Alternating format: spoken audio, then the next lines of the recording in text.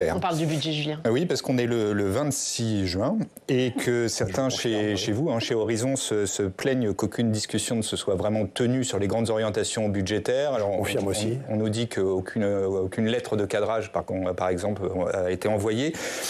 Vous craignez quoi au travers de cette absence de discussion, qu'au final, on accouche de mesurettes en juillet?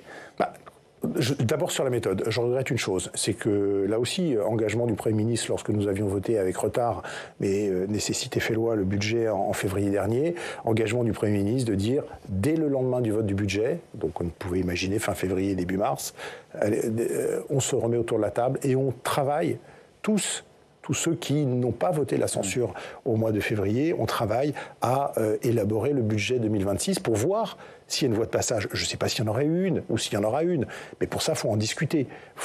Et on avait le temps. Là, on est effectivement fin juin. On n'a pas eu le début de réunion avec les ministres concernés, ni pour le PLF, ni pour le PLFSS. Donc, je rappelle qu'il est quand même supérieur au budget de l'État, plus de 650 milliards. Donc, c'est regrettable qu'on ait perdu ce temps. Alors maintenant, on nous annonce aux alentours du 14 juillet des annonces qui permettront de voir quelle sera la voilure du budget, j'imagine, et aussi du budget sur la sécurité sociale pour l'année prochaine. Mais vous voyez, on a eu de février à juillet, on aurait pu travailler, et c'est effectivement... Qu'est-ce que vous élisez au travers de cette absence de réunion? C'est un vrai problème de méthode, ou tout simplement ils ne souhaitent pas discuter avec vous? J'avoue, je ne comprends pas.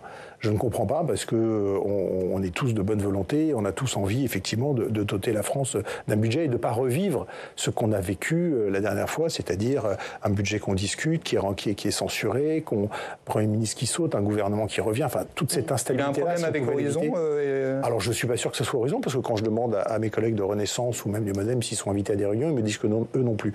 Donc c'est pas que Horizon. Non, je pense qu'il y a une animation du bloc central qui aujourd'hui fait défaut, et c'est dommage parce que sur ce sujet-là, évidemment, vous me posiez la question tout à l'heure, oui, ce qu'on va avoir à revenir, c'est sans doute des idées qu'on n'aura pas tellement le temps de discuter ou travailler parce qu'il y a les vacances et que le mois de septembre, les choses sont déjà quasiment ficelées, donc ça va arriver très vite pendant l'été, et on va avoir des mesures d'économie qui risquent d'être du rabot, là où on a besoin d'économies de structure. Catherine Vautrin, hier, elle a parlé d'1,7 milliard d'économies sur les 2025. Sur les dépenses. Parce qu'il y a un dérapage 2025. Est-ce que ça vous paraît être la bonne fourchette, ou est-ce que ça prépare un coup de rabot?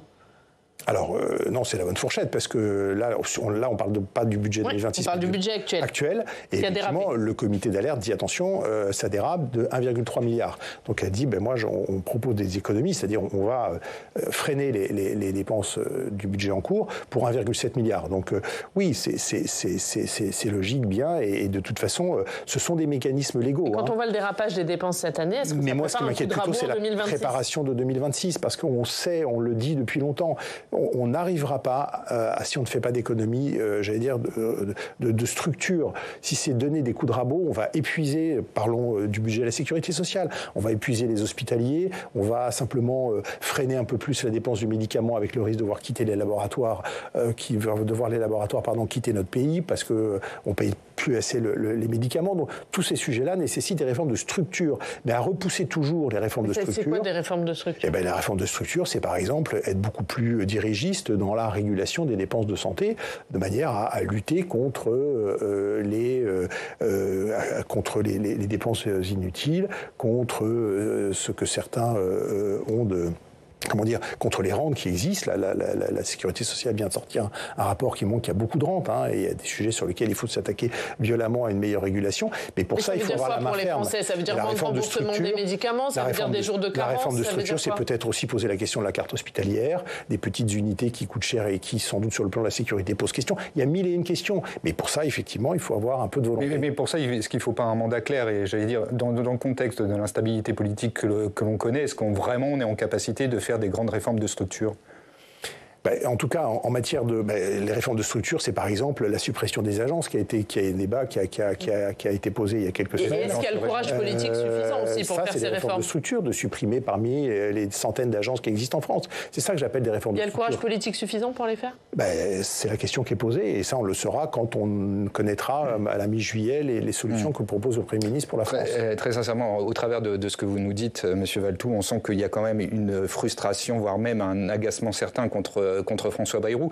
Et j'en veux pour preuve les propos que vous avez eus dans l'opinion. Vous déclarez que son inaction à François Bayrou nous tire vers le bas et vous n'excluez pas de le lâcher. C'est-à-dire, quand on est dans cette situation-là, autant voter la censure, non ? Non. D'abord, on ne votera jamais la censure parce que, je le redis, la question primordiale, c'est donner de la stabilité. On aurait pu espérer... Oui, mais vous souhaitez le départ de François Bayrou. Non, il y a un Premier ministre... Très sincèrement, on vous lit, et je prends aussi les propos de Naïm Mamouchou, votre collègue, qui estime que le semblant de stabilité politique n'améliore pas la situation des Français. Je n'ai pas signé de contrat ad vitam aeternam pour tel ou tel gouvernement. Enfin, on sent vraiment si la coupe est pleine. Il y a un Premier ministre qui, quand il est arrivé dans son discours de politique générale, nous a parlé de nouvelles méthodes. Nouvelles méthodes versus ce qui s'était passé avec Barnier, de construction budgétaire dans le temps, où on allait pouvoir poser un certain nombre de réformes. Vous n'avez pas vu la couleur, c'est ce que vous dites. Et ce que j'appelle plutôt à dire un sursaut et au fait que un bloc central, ça s'anime. Il y a 4 ou 5 groupes parlementaires qui sont susceptibles de travailler ensemble à l'Assemblée nationale. Encore faut-il l'animer. On peut pas. Donc il n'est pas chef de la majorité, il n'anime pas la majorité. Il est peut-être encore temps qu'il prenne ce sujet à bras-corps. Il n'a toujours pas pris. Mais est-ce que concrètement, vous dites au Premier ministre, soit c'est le sursaut, vous reprenez en main, soit tout simplement... Non, ce que j'ai proposé dans l'opinion, mais c'est une idée tout à fait personnelle, c'était qu'on puisse soutenir sans participer au gouvernement, c'est-à-dire de manière à marquer que, effectivement, nous, on prône la stabilité, et donc on ne veut pas jouer ni au jeu de la censure, ni à retirer nos voix des réformes qui seraient nécessaires. Mais les ministres Horizon doivent quitter le gouvernement, selon vous ? Mais on pourrait marquer, j'allais dire, une certaine distance en restant soutien, mais pas participer au gouvernement. C'est mon opinion personnelle. Alors c'est facile à dire, je ne suis pas au gouvernement. Mais c'est vous vrai avez parlé avec les ministres concernés ? Mais c'est vrai que, si vous voulez, aujourd'hui, on voit bien que soit on avalise la méthode, et ce qui est en train de se passer, et on ne dit rien, et soit on tire aussi la sonnette d'alerte sur ce qui nous semble. Parce qu'il y a une vraie difficulté. Mais pour être clair, Frédéric Valletoux, est-ce qu'aujourd'hui le socle commun existe encore ? Je m'interroge, mais pourquoi ? Parce qu'on n'a pas de feuille de route, on ne sait pas ce sur quoi on doit travailler. On parlait du budget, c'est l'acte majeur dans un pays, on ne sait pas à quoi il va ressembler, on n'entend parler de rien, on est associé à rien. Donc si vous voulez, c'est vrai que c'est compliqué de se dire on est solidaires les uns des autres, mais pour aller où, pour faire quoi ?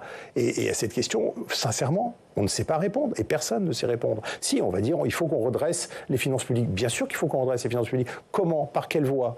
Certains veulent plus d'impôts, nous on ne le souhaite pas. Certains veulent des réformes de structure, nous on le souhaite violemment, d'autres ne le veulent pas. Bon, on peut le discuter. Et est-ce qu'il y a un chemin de passage ? Je ne sais pas. Mais tant qu'on n'a pas discuté, on ne peut pas répondre à cette question. Julien.